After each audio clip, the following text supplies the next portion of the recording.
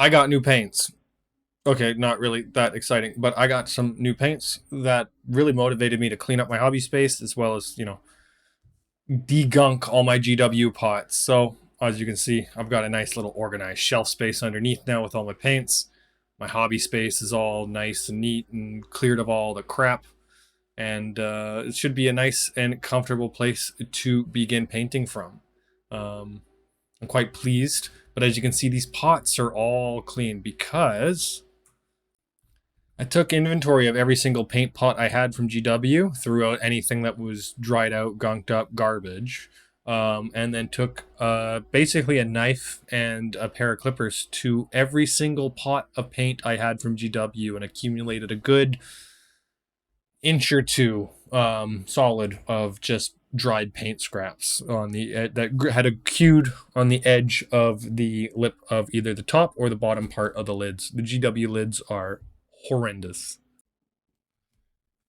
But because of that, I have invested in a new box set. So I bought a paint set for the Fanatic starter set from the Army Painter. There's 11 different paints from their new Fanatic range. 7 acrylics, 2 metallics, a primer, and a wash, including a free miniature I need to build and assemble. I'm really excited about both the mixing balls and just the labeling system on the bottle that allows for just easier identification of exactly what type of tone you're dealing with. Here it is, out of the box. We've got the free paintbrush and miniature inside. Does not look like assembly is required on the miniature there. Let's get this open.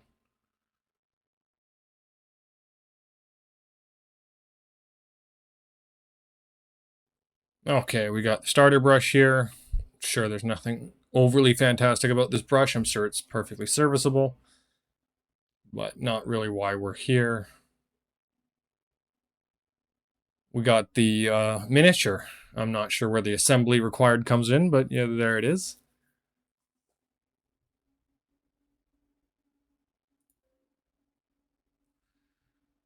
It's decently detailed. I don't think it's 3D printed. It's got a rather gnarly mold line on the side, but hey, it's a free test paint mini. Definitely make use of that probably a few times in my career. Okay, this is the wash. You can hear well, maybe you can't, but there are mixing balls in there. I can hear them. And what's this? We got our metallics. These look fantastic. I'm really liking the bottles. Let's see how these end up going. Oh, these don't have like a true paint name. I guess they're kind of basic. You'll see on some of these they should have a true paint name, right? So we have, oh, shake well. This is a brush on primer. We'll see how effective this is. I don't see a primer and a base coat being, overly different paints, but I could be wrong. See, this is what I mean. So these both have it calls out what kind of green it is or blue it is, as well as an actual, real name. So strong purplish blue, strong green, as opposed to, what is green skin? It's a strong green. I really like that feature. And all the pots have this, including the 2 mixing balls that are in it. And you can really tell the viscosity of the paint versus, how easy it is for the balls how easy it is to hear them shake. We got red, we got some yellow. A matte white and a matte black are in here as well. I'm really interested in these. These call out that they're matte specifically. So I'm curious as to see exactly how matte that is.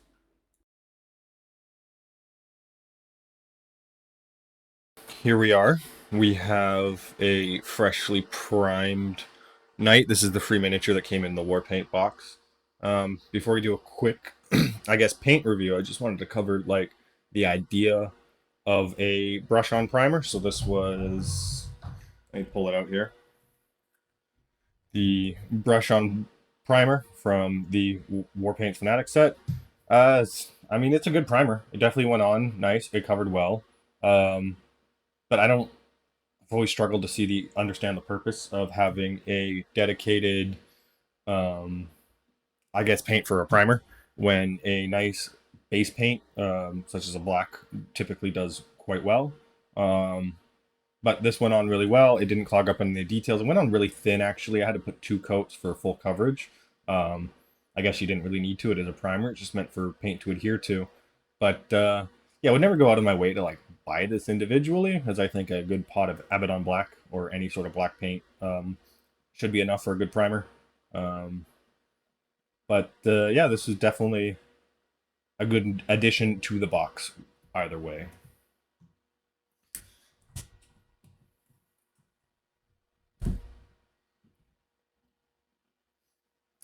Now, before we go to painting this guy up, I want to test out some of the other paints and compare them to their GW counterparts. So we're going to start off here with, let me get it out here, their matte black versus my favorite, and admittedly not quite fair test, Abaddon Black from Citadel. The reason why this isn't fair is because this is not a new pot. Pretty sure it's thinner than it should be due to dumping out half full airbrush bowls into it, but we'll see. Again, I just want to see more so the new paints. I know how Abaddon Black works, and if you've been in this hobby for any given period of time, you probably do too. Let's just pull out the wet palette here and a base.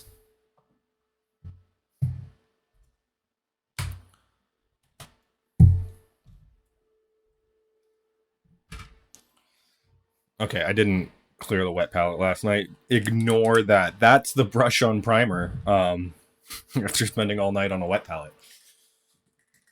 Heavily pigmented paints, I guess, break down quite dramatically. So we got the matte black here. Squeeze a little bit on.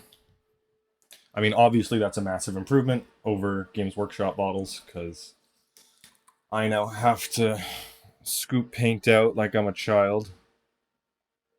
And yeah, obviously mine's a little bit thinner than it normally would be, just because of I really only use it for priming 9 times out of 10. And so this pot has just become laced with a little bit of flow improver over time. But we have our base. I guess that's not really a good test for the black, so we're going to go to the base of this guy here and paint half and half. So I get a better brush here.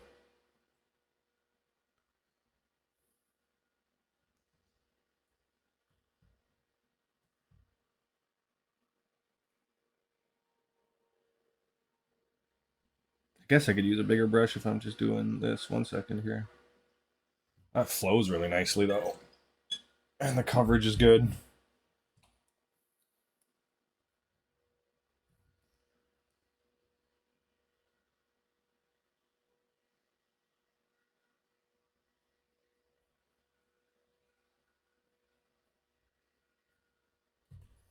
Look at that. Yeah, that's really good coverage. Oops.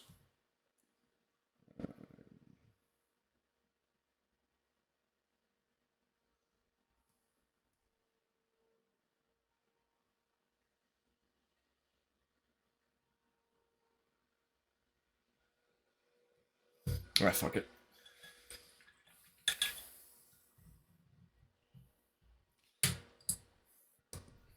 We're going to let that dry for a second, but as you can see, it's currently very glossy, but it's supposed to be matte, so let's give it a second. So here we have it dry. You can see it's quite matte, I guess. There's still some glossiness as it's drying in the recesses there, but overall, I'd say that's a good black. It's a black. It goes on well. This was just one coat as well. As you can see, it's covered quite well. I'd probably still do 2 coats for that one. Let's move on to the Citadel now. And we'll just... Jesus, yeah. We're already seeing a massive difference. Again, mine's a little bit thinner than it should be. But Abaddon Black is, it covers decently. But it's always kind of, I felt, required 2 coats. I'd be comfortable using the Army Painter Fanatics with 1 coat on a lot of things. But Abaddon Black, I still feel, even in this regardless of this ridiculously thinned out form, is best for 2 coats. And is unfortunately a little bit more gloss than the Army Painter one. But I'm going to give this 2 coats just to be fair. I'll let the 1 coat dry and then we can see the difference, but I'm going to give them both 2 coats after that and we can see what it looks like when fully painted. So we'll give that a second to dry. Here we are after one coat. You can see, yeah, there's obviously a difference in coverage. Obviously, again, as I've been over, mine's a little bit thinner, but we're going to give everything a second coat now and paint them to their fullest, to be fair. So everything has one nice solid coat. Well, I guess it's one nice coat made of multiple layers, but that's how coats work, isn't it? So yeah, let's just paint this up. Finish both sides.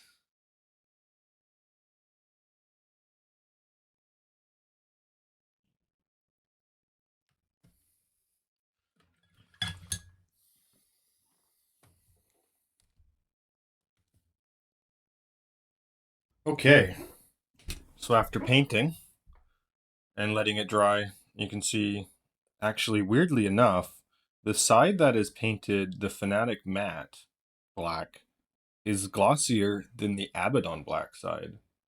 You can see very clearly in the middle there where the gloss of the Army Painter, the so-called matte paint, meets up with the actual matteness of Abaddon black, which is, surprising to me. I've always figured Abaddon black's been quite glossy.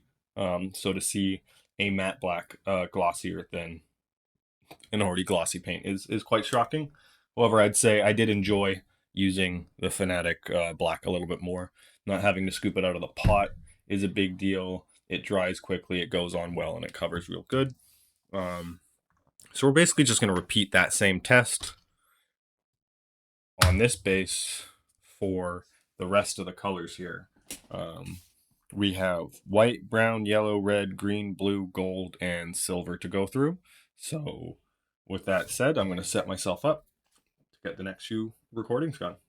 Okay, next up we have the matte white, which is a pure white, so it's getting matched up with the white scar from Citadel here. Give everything a nice shake, get it onto our wet palette, and then we'll get it onto the base. Starting with the obvious superior application of the dropper bottles, and then a good shake of the white scar pot. I actually spent a good time yesterday cleaning out the gunk of all my pots. That was fun. Get a little bit on the brush here.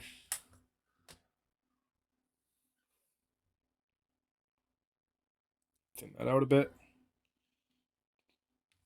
As it's a Citadel paint, so Citadel white is quite thick. Always is. White Scar or Corax white, they're always thick. But as you can tell, the Army Painter stuff is not. Now I'm still going to thin it out a little bit. I think this is too thick, straight out the pot, but much better consistency than what you're getting out of the White Scar pot there. Okay.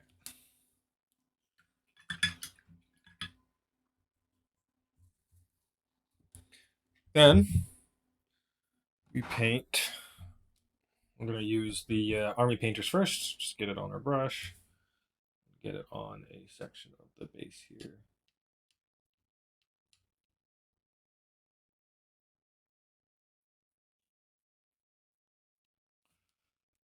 That's really good coverage. It will probably still need a second coat. That is to be somewhat expected of a pure white directly over a black. No primer. But still, that's, for one coat, that is phenomenal. That's great. Okay. I'll test out the Citadel here next to it while that dries up. I do not think this is going to go anywhere near as well. Let us try. Both of these paints are quite well thinned. It is important to note that the Army Painter 1 lists itself as a matte again. So let's see if that is true. Unlike with the black.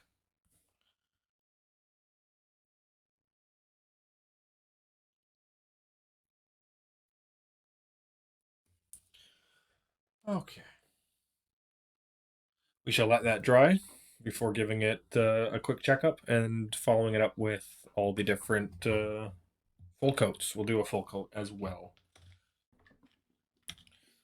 With the first coat dry, you can see very clearly that these are actually very similar paints. So when thinned out correctly, both paints apply one coat over flat black with roughly the same amount of coverage. I'd argue that once again, though, the Army Painter's Fanatic range comes out on top. It applies really well. It's easy to get directly from the bottle without causing a bunch of mess, as the Citadel bottles do. It also it's better to work with all around, and it achieves the exact same result. This is one coat of both of them outside of where the two colors meet in the middle. You get that extra thick line. There's really no difference, and there is clearly, I think, a little bit more of a matte effect on the Army Painter one than the Citadel one, but again, it's very minor. I think these are basically the same paints. Um, and you can use them interchangeably. I would again give the plus to the dropper bottle because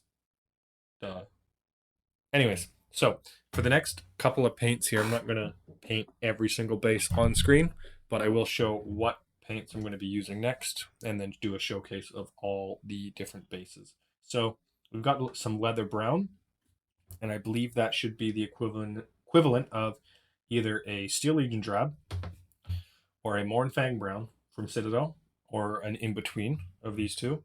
So we'll get a base going and compare these three tones after the white one is completed. We'll then compare Demonic Yellow and Flash Gets Yellow. These are a vivid yellow. One from Citadel, one from Warpaints. We'll see how these apply. I will be base coating things going forward just to ensure everything has a fair chance of settling. I wanted to do the white over a direct black because that's generally a good way to tell how good the white covers. But you wouldn't do that with all your other regular tones, so we're not going to do that with our regular tones. But speaking of, we have our Pure Red and Mephiston Red. Let's see how these work. Greenskin and Warboss Green. So unfortunately, I'm out of Macragge Blue, so we're going to be using Cantor Blue, which I think actually ends up matching the Ultramarine Blue a little bit more than Macragge Blue. But I do have Macragge Blue on an airbrush, so I might compare, but I don't think it's quite fair to compare a brush paint to an airbrush paint. So these are the two colors we're going to go with today.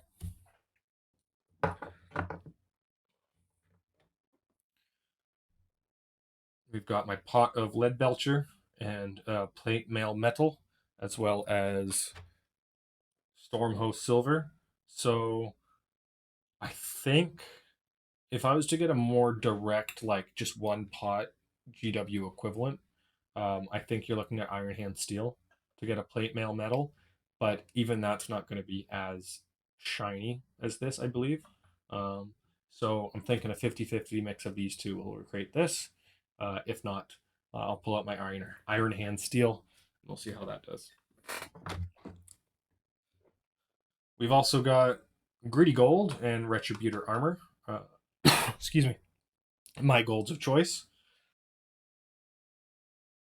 We're going to do a quick time lapse here of painting all the bases, and then we'll go into a little bit more deep dive into each color and how I felt about them.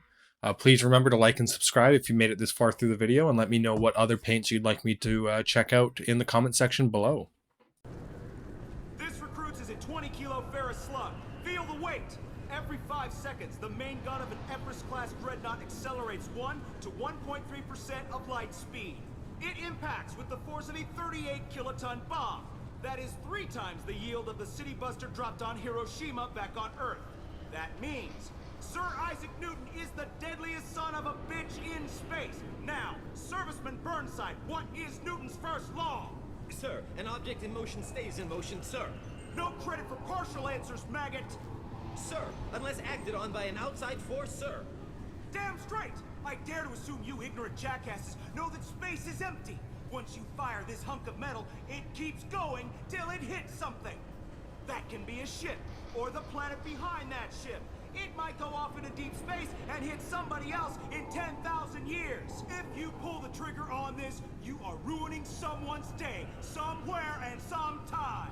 That is why you check your damn targets. That is why you wait for the computer to give you a damn firing solution. That is why, Serviceman Chung, we do not eyeball it. This is a weapon of mass destruction. You are not a cowboy shooting from the hip. Sir, yes, sir.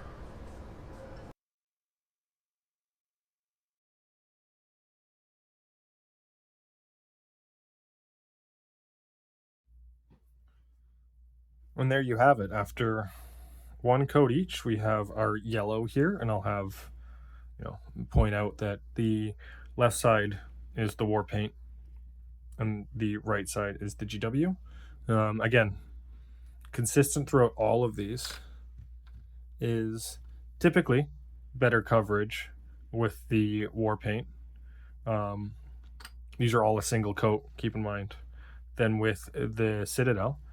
However, there are certain pigments that the difference is quite a bit larger. For example, the brown and the yellow, it's very clear that their yellow pigment and brown is better than what GW offers. It covers better, it has better pigmentation. It's, again, I don't want to get back onto the bottles, but the bottles are better to use. But we also see certain tones are more or less identical. I mean, these greens, they're a slightly different shade, but they both covered amazingly with one coat, both GW and the war paint. So, it's certain tones you're not going to notice an appreciable difference. I think the blues, even though I got the slight different blue wrong, I got the Cantor instead of the Craig. Blues are pretty consistent across all the paint lines I've used so far. So while, again, I do think their product is slightly better based on use, GW is just a great is an equal alternative, I'd say, when it comes to the blues. The metallics was where I was kind of blown away. Lead Belcher applies pretty well, generally speaking, but the pure metal from the Warpainter set, I was blown away with how it covered in a single stroke. Just it's one layer. It flowed phenomenally from the brush, and I'd say the same thing with the other metallics. Their metallics really impressed me, and I think I won't be buying any GW metallics going forward. That's for sure. These are phenomenal metallics, probably the best on the market.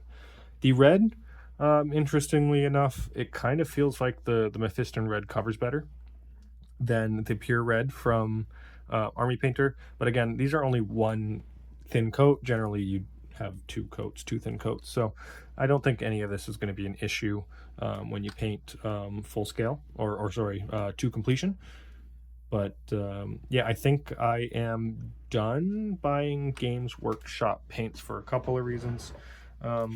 One, if you look at these bottles here, they have a color primer match, so they kind of let you know what kind of primer this paint works best if you're going to be using it as, like, I guess, the primary color. For your miniature, you've got this triad system, I believe they call it. Basically, it just lets you know where on, like, the warm to cool scale this color sits, which is just really handy when trying to pair it up with things. You've got a shake well indicator. This is not the same across every single paint. I have seen shake well, and if I bring out my wash here that we're going to use on the leather, this says shake lightly. They're also all mixed with preloaded mixing wells, so you get a little bit more description on the product as far as how to use it. It's also important to note that this is an 18 milliliter dropper bottle. You're going to be using up a lot less paint, as you have much more control over how much you can put on the palette. You don't have stuff gunking up the innards of your pot lid, as I discussed earlier. But this is only, if I remember correct, a 12 milliliter. Yes, so for less of a cost, you're getting more paint in a better form factor in which you will waste less. Is this one of my good pots? Yeah, this is one of my clean pots from yesterday. But some pots, if you have them slightly open, you'll start to see, you can even see it here a little bit, the pot starts, like, the paint starts drying in the pot, which just can't happen with this, right? Obviously, you don't want to leave this open overnight. Like, that's, it's not good. But it's not going to do anywhere near as much damage as just, having this open for 5 minutes will do. So, given the fact that these cover better 9 times out of 10. In the few cases they don't, it's only because they're a single coat of a specific pigment. Like, for example, yellows. Yellows are universally difficult, especially over a dark primer. But yeah, I think it's very clear here that the Fanatic War paints, at least the starter set paints, are phenomenal. And I think I'm going to make them my primary painting line going forward. I still want to see more of their paints, but I wasn't able to drop $1,000 on the full set until I tested it out, and I think I will. Overall, I'm really fantastically pleased with the Fanatic paint line. From the Warpaints line. Are these Warpaints Fanatic? This is a subline of a line, whatever. The Army Paints Warpaints Fanatic is an amazing paint set. I'd say the starter set is definitely a good entry point. They also have both a wash set and a metallic set. Both sets I want to buy. I want to check out their other washes, but I was so pleased with these two metallics. I just want more. I want to test out their other metallics. I know they have quite a few, so I just want to see how those work. I imagine they function basically the same as these, which is great because these are amazing. The yellow and the white I found was rather interesting. Same with the green. They all basically function the same as GW paints. Whites and yellows are difficult to get right, and as long as you're consistent with them, pot over pot, I'm pretty happy. Thinning and all the various techniques used to get these two tones easily painted or to paint easily work just fine with GW and with the war paints here. However, with things like the blues, the greens, the reds, and whatnot, they were a little bit better than their GW counterparts. I think the leather and the red were definitely areas where you could go either way, but with the green and the blue, definitely the war paints were superior in that regard. The black is an interesting one. I want to see why mine came out glossy. It's supposed to be matte, and it just didn't come out matte. So we'll have to check that one out. The only thing I'm not too, big of a fan in this box set is the brush-on primer. However, I think I might be coming around to that. I want to test it out a little bit more and, really compare the difference between that and just a regular base paint primer before I guess double down on my opening statement of not being a big fan of brush-on primers. But otherwise, I think you can't, really go wrong spending your money on the starter set here. It's a fantastic paint set, and I'm looking forward to putting them on some new miniatures here, including Crutox Rampagers. So I'm going to start working on my next video here, but that's the quick and dirty review of the starter set for the Army Painter Warpaints Fanatic. I think these is an amazing acrylic paint line, and you can't really go wrong with purchasing the starter set here. Sweet. Don't forget to like and subscribe, and I'll see you guys next Friday. Peace.